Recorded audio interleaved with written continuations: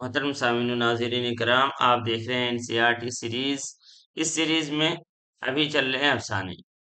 یہ افسانہ سعادت حسن منٹو کا ہے۔ اس سے پہلے ان کی حیات و خدمات سے متعلق مختصر گفتگو ہوئی ہے۔ اس میں ان کے افسانے کا خلاصہ پیش کیا جا رہا ہے، اس کے بعد مکمل افسانہ بھی اپنی خدمت میں پیش کیا جائے گا۔ اگر آپ خلاصہ ہی صرف دیکھنا چاہتے ہیں تو اس پہ بھی اکتفا کر سکتے ہیں، اور اگر دونوں چاہیں تو دونوں دیکھ سکتے ہیں۔ باقی اس مکمل دیکھنے پہ زیادہ فائدہ ہوگا، وہ آپ ہی اس سے واقف ہیں۔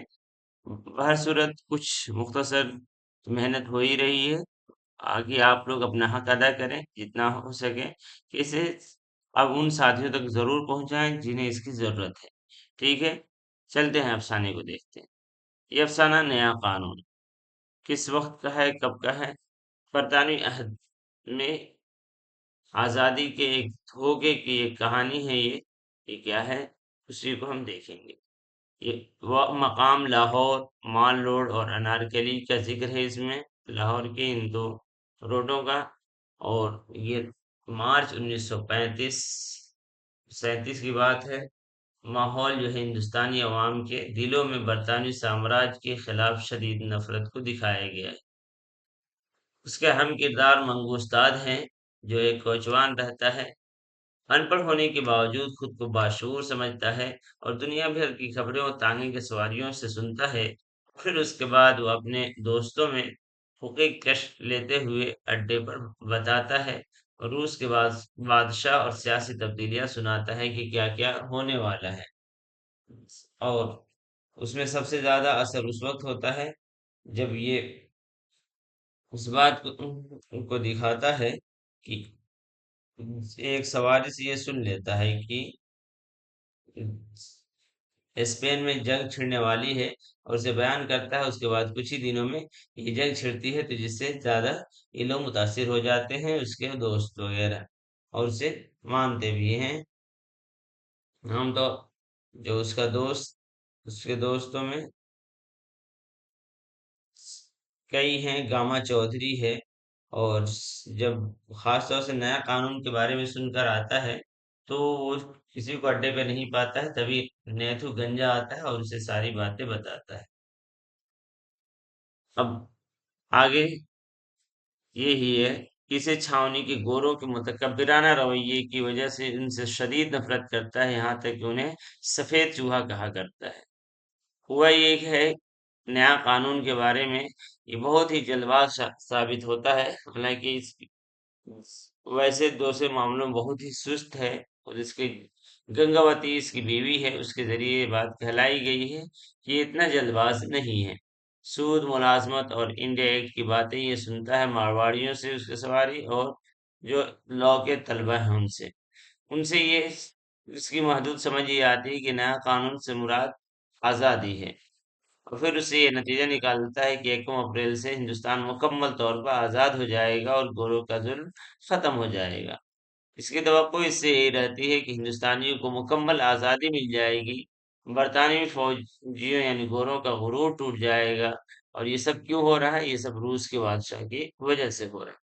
حالانکہ تاریخی حقیقت یہ ہے کہ گورنمنٹ آف انڈیا ایکٹ 1935 جو ہے، اسے صرف محدود صوبائی خود مختاری ملی، اصل طاقت اور کنٹرول بدستور انگریزوں کے پاس ہی رہا۔ اب اس کے لیے، اس کو دیکھنے کے لیے، نئے قانون کے نفاذ کو دیکھنے کے لیے جس دن صبح ہوتی ہے وہ بہت ہی بے چین ہوتا ہے، اور صبح ہی خود کو نیا ثابت کرنے کے لیے، نیا دکھنے کے لیے اپنے گھوڑے کی نئی قلگی خریدی اس نے۔ کتنے میں؟ چودھری خدا بخش سے 14.5 آنے کی ایک نئی قلگی اس نے خریدی۔ اپنے گھوڑے کے ساتھ کو سونے کی طرح چمکتا دمکنا دیکھنا چاہتا ہے، جس کا کام وہ پیتل سے لے رہا ہے۔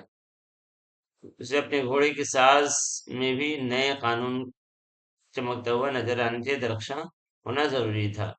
اسے یقین تھا کہ اس قیامت میں جو چیزیں نظر آئیں گی ان سے اس کی آنکھوں کو ٹھنڈک پہنچے گی۔ وہ نئے قانون کو دیکھنے کے لیے بے چین تھا، لیکن جب وہ صبح نکلتا ہے تو کوئی اثر نہیں دکھتا ہے۔ آسمان اور دھند بھی وہی پرانی، لوگوں کا رویہ اور چہرہ وہی، دکانیں وہی پرانی، سب چیز سے پرانی پرانی نظر آتی ہیں۔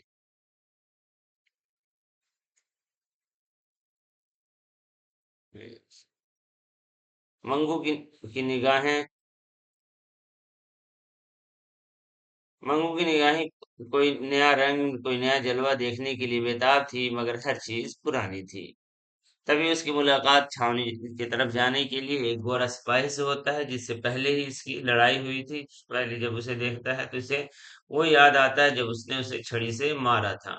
अब फिर उसे 5 रुपए में हीरा मंडी छावनी की तरफ जाने का मुतालबा करता है, तो हीरा मंडी जाने का मुतालबा करता है, तो ये 5 रुपए देता है और नए कानून की ताकत के जोम में ये उसे डांट भी देता है। अब उसके बाद इनकी लड़ाई होती है और ये गोरे सिपाही को बहुत मारता है मंगू, और कहता है, 1 अप्रैल को भी वही अकड़, अब हमारा राज है बच्चे।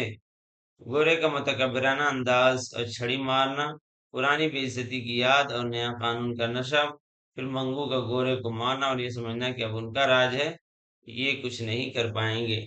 लेकिन आखिर में सिपाही आती है और इसे हवालात के में बंद कर देती है, और ये चिल्लाता रहता है, नया कानून, नया कानून, कानून।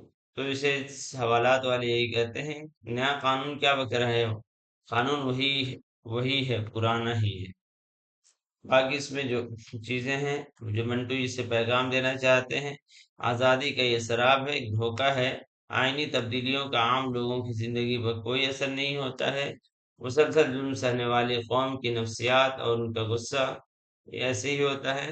अंग्रेजों का हिंदुस्तानियों को हकीर समझने का रवैया इस्तेमारी तकब्बुर था। इसके अलावा ये अल्फाज हैं, इतने ज्यादा जानने की जरूरत नहीं। मलून, हतक, रऊनत, मुतनफ़िर, शुश्तर, मुस्तरिब, जदीद वगैरह। खबरों का जरिया जो इसके पास था, उस्ताद मंगू दुनिया के हालात की खबरें अपने तांगे इस सवारियों के गुफ्तगू से हासिल करता था, और छावनी के गोरों के मुतकब्बिर रवैये और हिंदुस्तानियों को उनके जुल्म की वजह से उससे नफरत थी।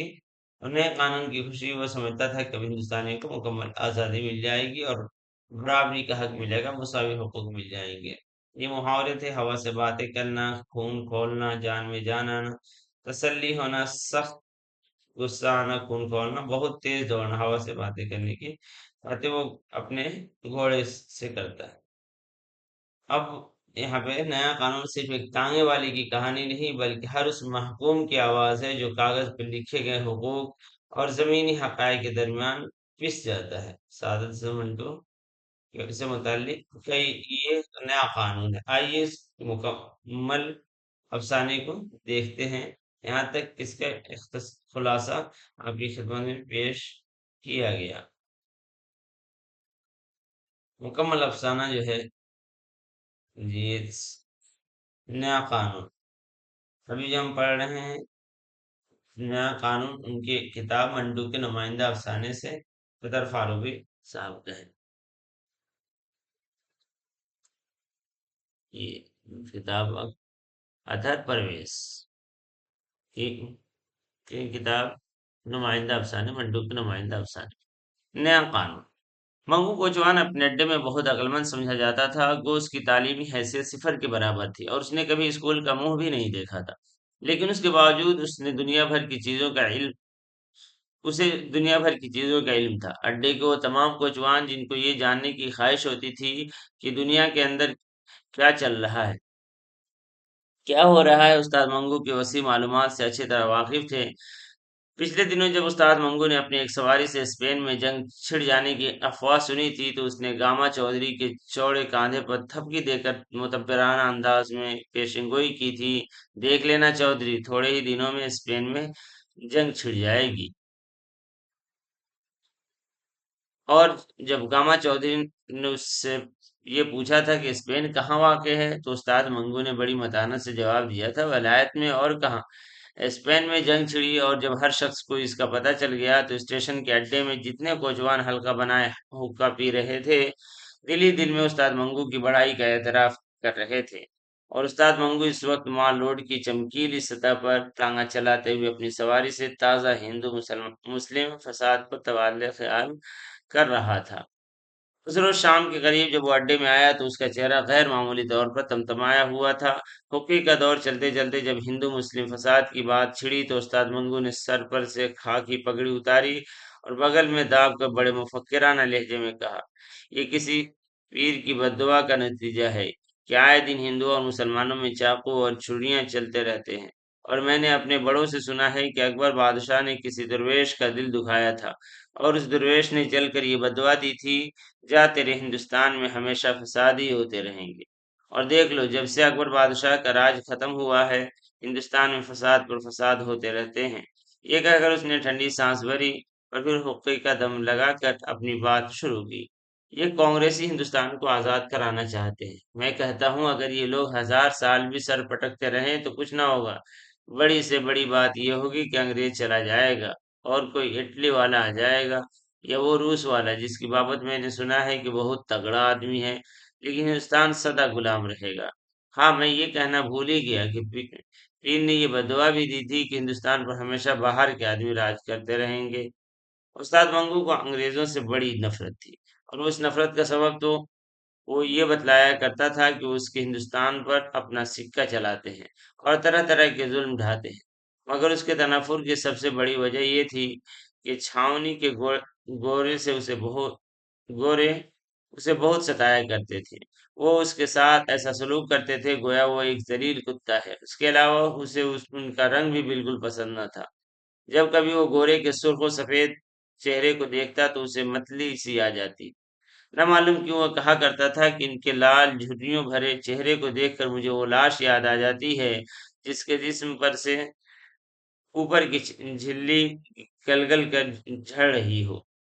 جب کسی شرابی گورے سے اس کا جھگڑا ہو جاتا تو سارا دن اس کی طبیعت مقدر رہتی، اور وہ شام کو اڈے میں آ کر ہل مار کر سگریٹ پیتا یا حقے کی کش لگاتے ہوئے اس گورے کو جی بھر کر سنایا کر۔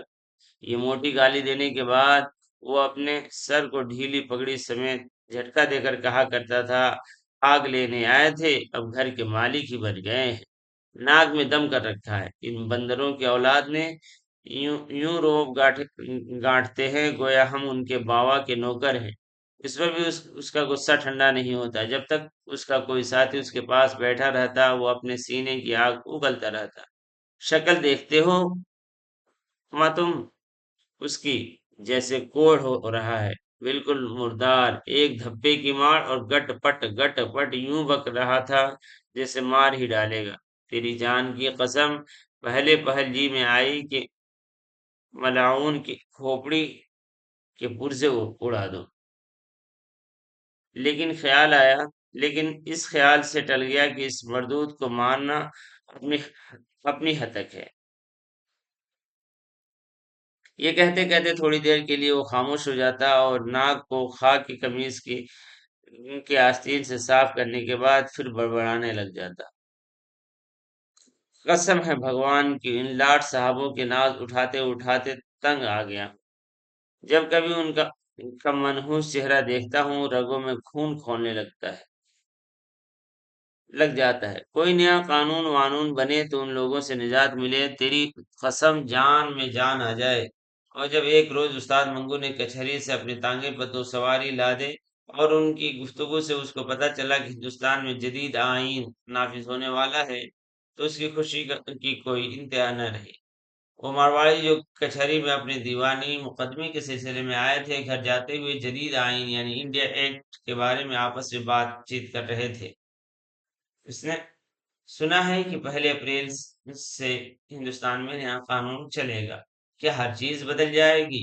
ہر چیز تو نہیں بدلے گی، مگر کہتے ہیں کہ بہت کچھ بدل جائے گا اور ہندوستان کو آزادی مل جائے گی۔ کیا بیاج کے متعلق بھی کوئی نیا قانون پاس ہوگا؟ ان مرواریوں کی بات چیت استاد منگو کے دل میں ناقابل بیان خوشی پیدا کر رہی تھی۔ وہ اپنے گھوڑے کو ہمیشہ گالیاں دیتا تھا اور چابک سے بہت بری طرح پیٹا کرتا تھا، مگر اس روز وہ بار بار پیچھے مڑ کر مارواڑیوں کی طرف دیکھتا اور اپنی بڑھی ہوئی مونچھوں کے بال ایک انگلی سے بڑی صفائی کے ساتھ اونچے کر کے گھوڑے کی پیٹھ پر بانگیں ڈھیلی کرتے ہوئے بڑے پیار سے کہتا، چل بیٹا چل، ذرا ہوا سے باتیں کر کے دکھا دے۔ مارواڑیوں کو ان کے ٹھکانے پہنچا کر اس نے انارکلی میں دینو حلوائی کی دکان پر آدھ سے دہی کی لسی پی کر ایک بڑی ڈکار لی اور مونچھوں کو منہ میں دبا کر ان کو چوستے ہوئے ایسے ہی بلند آواز میں کہا، حد تیری ایسی کی تیسی۔ شام کو جب وہ اڈے کو لوٹا تو خلاف معمول اسے وہاں اپنی جان پہچان کا کوئی آدمی نہ مل سکا۔ یہ دیکھ کر اس کے سینے میں ایک عجیب و غریب طوفان برپا ہو گیا۔ آج وہ ایک بڑی خبر اپنے دوستوں کو سنانے والا تھا، بہت بڑی خبر، اور اس خبر کو اپنے اندر سے باہر نکالنے کے لیے وہ سخت مجبور ہو رہا تھا، لیکن وہاں کوئی تھا ہی نہیں۔ آدھ گھنٹے تک وہ چابک بغل میں دبائے اسٹیشن کے اڈے کی آہنی چھت کے نیچے بے دلی کی حالت میں ٹہلتا رہا۔ اس کے دماغ میں بڑے اچھے اچھے خیالات آ رہے تھے۔ نئے قانون کے نفاذ کی خبر نے اس کو ایک نئی دنیا میں لا کر کھڑا کر دیا تھا۔ وہ اس نئے قانون کے متعلق جو 1 اپریل کو ہندوستان میں نافذ ہونے والا تھا، اپنے دماغ کی تمام بتیاں روشن کر کے غور و فکر کر رہا تھا۔ اس کے کانوں میں مارواڑی کا یہ اندیشہ، کیا بیاج کے متعلق بھی کوئی نیا قانون پاس ہوگا، بار بار گونج رہا تھا۔ اس کے تمام جسم میں مسرت کی ایک لہر دوڑ رہا تھا۔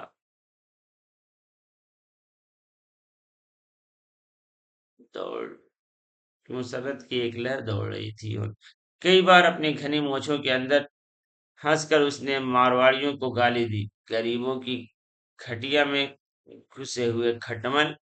نیا قانون کے لیے کھولتا ہوا پانی ہوگا۔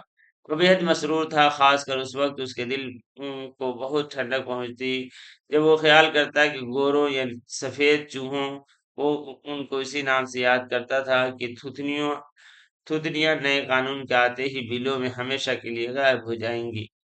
جب نتھو گنجا پگڑی بغل میں دبائے اڈے میں داخل ہوا تو استاد منگو بڑھ کے اسے ملا اور اس کا ہاتھ اپنے ہاتھ میں لے کر بلند آواز سے کہنے لگا، لا ہاتھ ادھر، ایسی خبر سناؤں کہ جی خوش ہو جائے، تیری اس گنجی کھوپڑی میں بال اگائے ہیں۔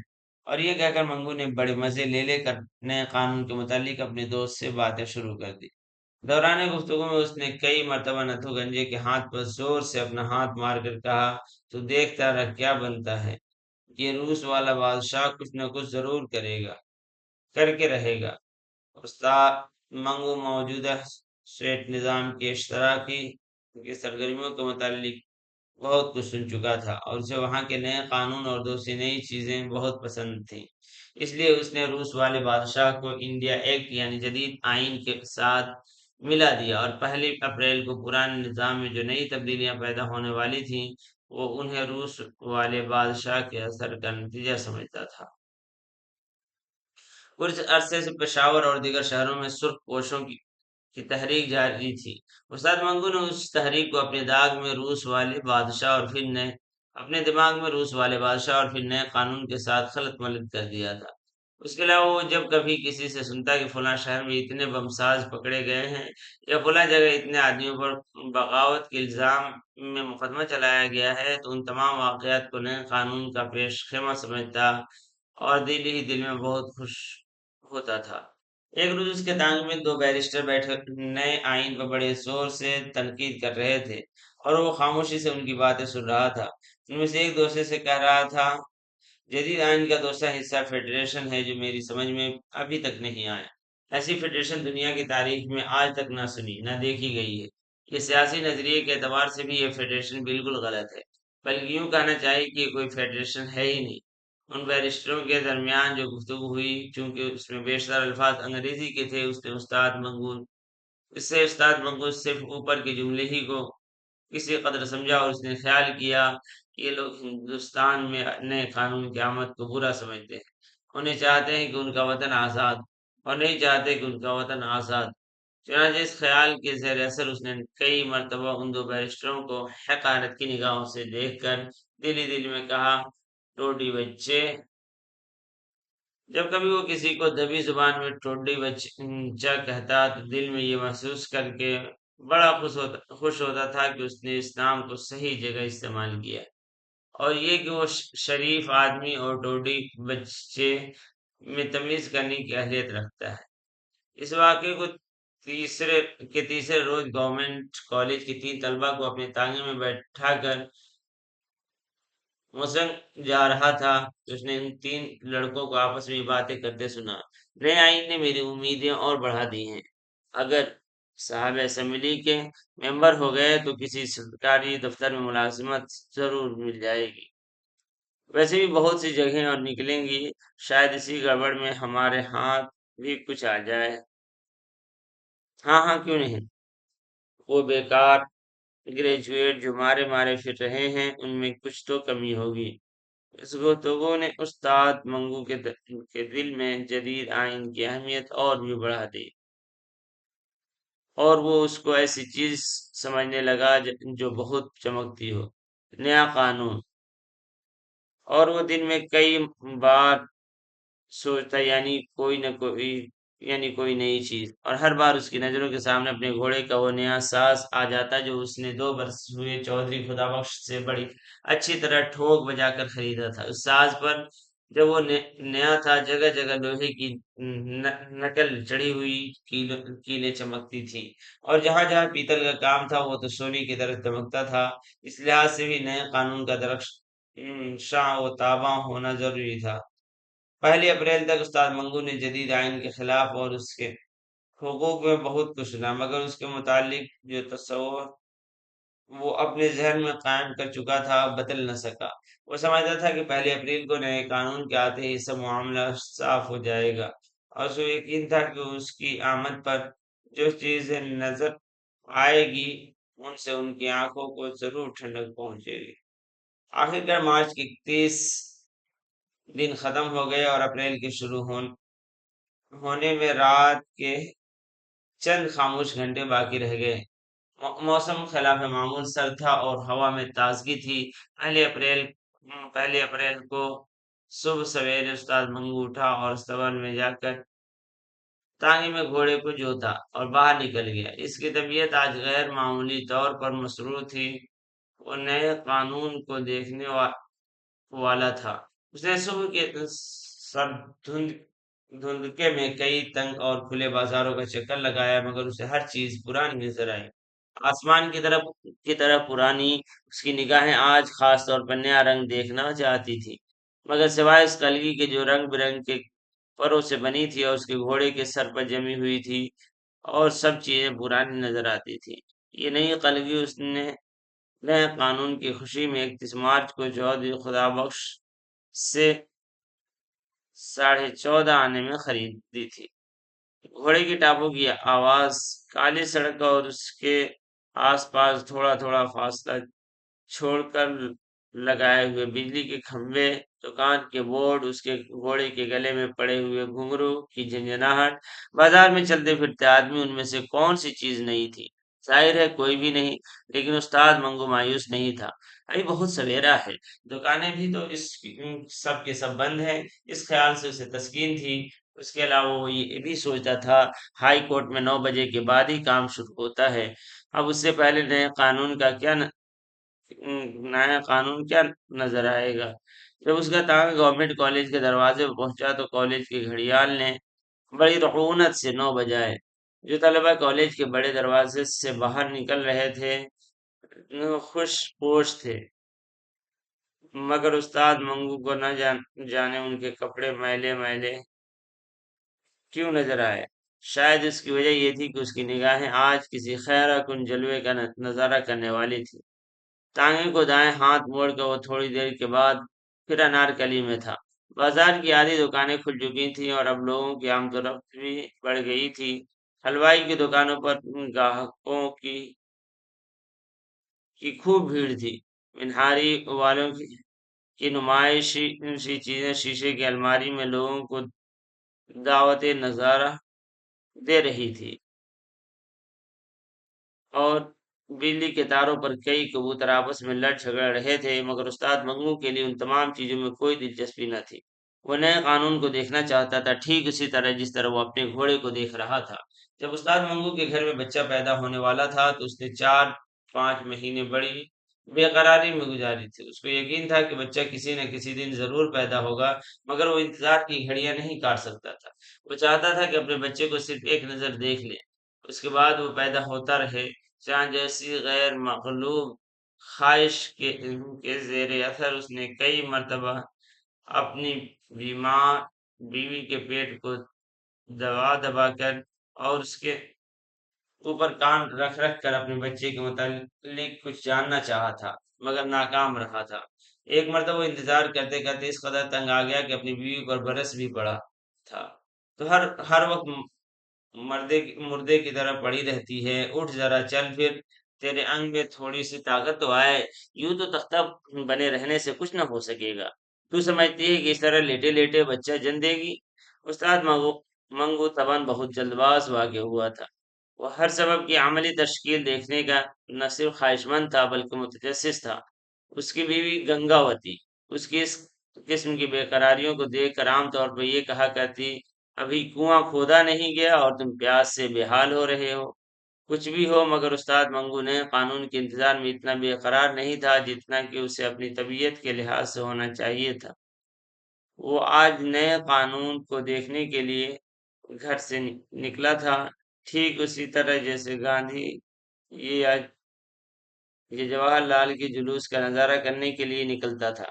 लीडरों की अजमत का अंदाजा उस्ताद मंगू हमेशा उनके जुलूस के हंगामों और उनके गले में डाले हुए फूलों के हारों से किया करता था। और अगर कोई लीडर गेंदे के फूलों से लदा हो तो उस्ताद मंगू के नजदीक वो बड़ा आदमी है, और अगर किसी लीडर के जुलूस में भीड़ के बायस दो तीन फसाद होते होते रह जाएं तो उसकी निगाहों में वो और भी बड़ा था। अपने कानून को वो अपने जहन की उसी तराजू में तौलना चाहता था। अनारकली से निकल कर वो माल रोड की चमकीली सतह पर अपनी टांगे को आहिस्ते आहिस्ते चला रहा था कि मोटरों की उनकी दुकान के पास उसे छावनी की एक सवारी मिल गई। किराया तय करने के बाद उसने अपने घोड़े को चाबुक दिखाया और दिल में ये ख्याल किया, चलो ये भी अच्छा हुआ, शायद छावनी ही से नए कानून का कुछ पता चल जाए।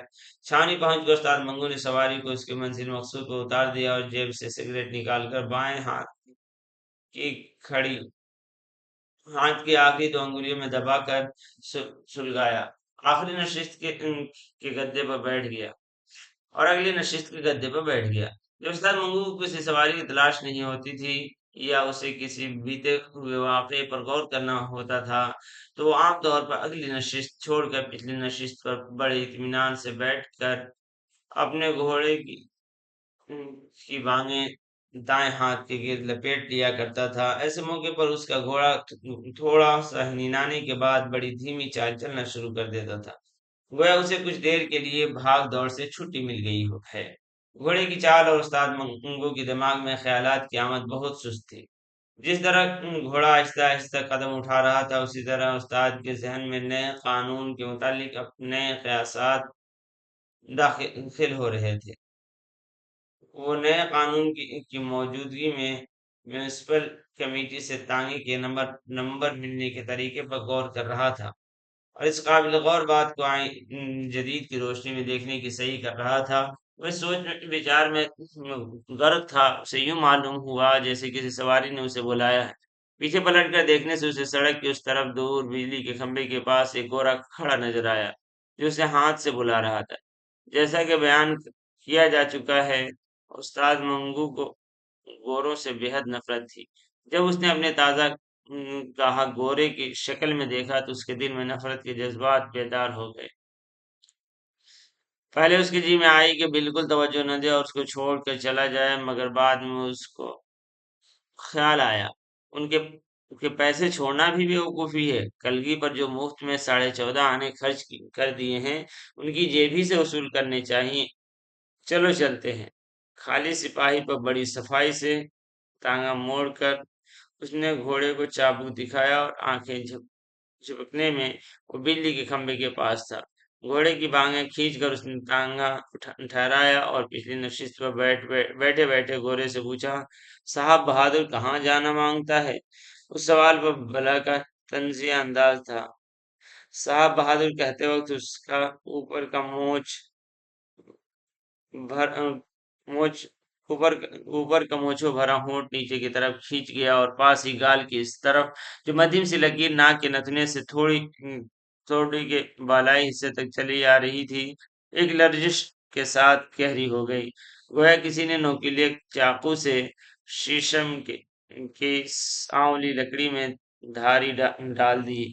उसका चेहरा हंस रहा था और अपने अंदर उसने उस गोरे को सीने की आग में जलाकर भस्म कर डाला था। जब गोरे ने जो बिजली के खंभे की ओट में हवा का रुख बचा कर सिगरेट सुलगा रहा था, मुड़कर तांगे के पायदान की तरफ कदम बढ़ाया तो अचानक उस्ताद मंगू और उसकी निगाहें चार हो गई और ऐसा मालूम हुआ कि बैक वक्त आमने सामने की बंदूकों से गोलियां खारिज हुईं और आपस में टकराकर एक आतशी गोला बनकर ऊपर को उड़ गई। उस्ताद मंगू जो अपने दाएं हाथ से बाग की बल खोल कर तांगे पर से नीचे उतरने वाला था, अपने सामने खड़े घोड़े को यूं देख देख रहा था गोया वो उसके वजूद के जर्रे जर्रे को अपनी निगाहों में चबा रहा है। और गोरा कुछ इस तरह अपनी नीली पतलून पर से गैर मरी चीजें झाड़ रहा था, गोया वो उस्ताद मंगू के इस हमले से अपने वजूद के किसी कुछ हिस्से को महफूज रखने की कोशिश कर रहा है। गोरे ने सिगरेट का धुआं निकलते हुए कहा, जाना मांगता या फिर करेगा। वही है, ये अल्फाज उस्ताद मंगू के जहन में पैदा हुआ और उसकी चौड़ी छाती के अंदर नाचने लगे। वही है, उसने ये अल्फाज अपने मुंह के अंदर ही अंदर दोहराए और साथ ही में उसे पूरा यकीन हो गया कि वो गोरा जो उसके सामने खड़ा था वही है जिसे पिछले पिछले बरस उसकी झड़प हुई थी और उस खामखा के झगड़े में उसका बायस गोरे के दिमाग में चढ़ी हुई शराब थी। उसे तवान करहन बहुत सी बातें सहना पड़ती थी पड़ी थी। उस्ताद मंगू ने गोरे का दिमाग दुरुस्त कर दिया होता, बल्कि उसके पुर्जे उड़ा दिए होते, मगर वो किसी खास मसलहत की बिना पर खामोश हो गया था। उसको मालूम था कि इस किस्म के झगड़ों में अदालत का नजला आम तौर पर कोचवान ही पर गिरता है। उस्ताद मंगू ने पिछले बरस की लड़ाई और 1 अप्रैल के नए कानून पर गौर करते हुए गोरे से कहा, कहाँ जाना मांगता है। उस्ताद मंगू के लहजे में चाबुक ऐसी तेजी थी। गोरे ने जवाब दिया, हीरा मंडी, किराया 5 रुपया होगा। उस्ताद मंगू की मोछें थरथराई। ये सुनकर गोरा हैरान हो गया। वो चिल्लाया, 5 रुपये? क्या तुम 5 रुपये? ये कहते हुए उस्ताद मंगू का दाना बालों भरा हाथ भेज कर एक वजनी भूसे की शक्ल इख्तियार कर गया। क्यों जाते हो या बेकार बात क्यों जाते हो या बेकार बातें बनाओगे? उस्ताद मंगू का लहजा ज्यादा सख्त हो गया। गोरा पिछले बरस के गोरा पिछले बरस के वाकये को पेश नजर रखकर उस्ताद मंगू के सीने की चौड़ाई नजरअंदाज कर चुका था। वो ख्याल कर रहा था कि उसकी खोपड़ी फिर खुजला रही है।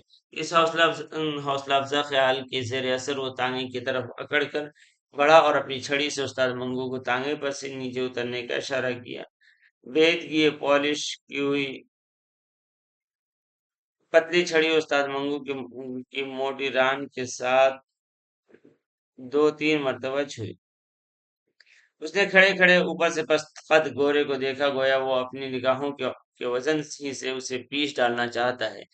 फिर उसका घूंसा कमान में से तीर की तरह से ऊपर को उठा और चश्मे सदन में गोरे की ठुड्डी के नीचे जम गया। धक्का देकर उसने ने गोरे को परे हटाया और नीचे उतर कर उसे धड़ाधड़ पीटना शुरू कर दिया।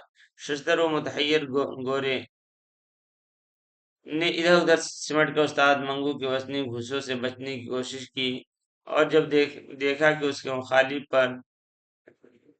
दीवानगी मुखालिफ पर दीवानगी की सी हालत तारी है और उसकी आंखों में से शरारे बरस रहे हैं, तो उसने जोर-जोर से चिल्लाना शुरू किया। इस चीख और पुकार ने उस्ताद मंगू की बाहों का काम और भी तेज कर दिया, जो गोरे को जी भर के पीट रहा था और साथ-साथ ये कहता जाता था, 1 अप्रैल को भी वही अकड़ भूं, 1 अप्रैल को भी वही अकड़ भूं। अब हमारा राज है बच्चा। लोग जमा हो गए और पुलिस के 2 सिपाहियों ने बड़ी मुश्किल से गोरे को उस्ताद मंगू की गिरफ्त से छुड़ाया। मंगू 2 सिपाहियों के दरमियान खड़ा था। उसकी चौड़ी छाती फूली हुई सांस की वजह से ऊपर नीचे हो रही थी।